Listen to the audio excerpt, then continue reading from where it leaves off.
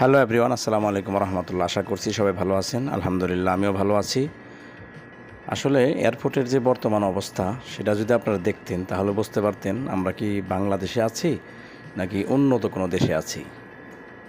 কোনো ঝামেলা নাই।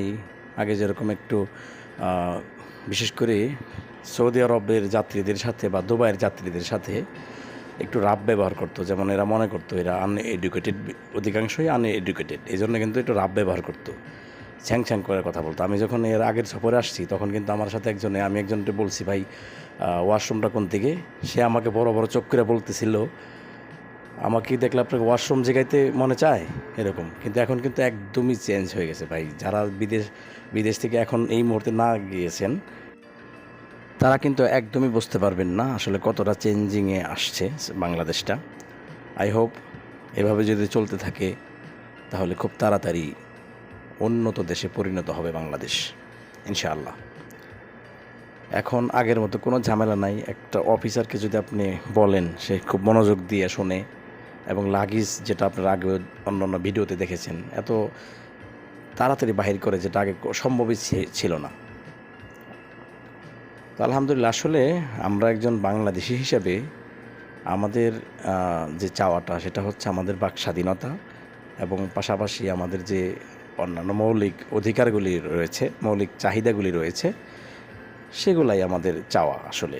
কিন্তু যেটা আগে যে কোনো কারণেই হোক সেটা আমি বলবো না, তারা এই মৌলিক অধিকার হরণ করেছিল, কিন্তু এটা আসলে মোটেও কাম্য নয়। একটা গণতান্ত্রিক রাষ্ট্রে কখনোই আম জনতার গলা চিপে ধরার কোনো অধিকার কোনো সরকারের নেই।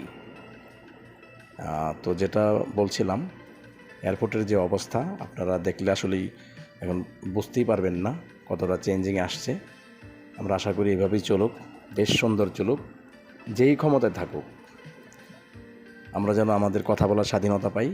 আমরা যেন, বিশেষ করে যারা প্রবাসে আছি, আমরা যেন আমাদের প্রবাসে যাতায়াতের ব্যাপারে কোনো হ্যারাসমেন্টের শিকার না হতে হয়।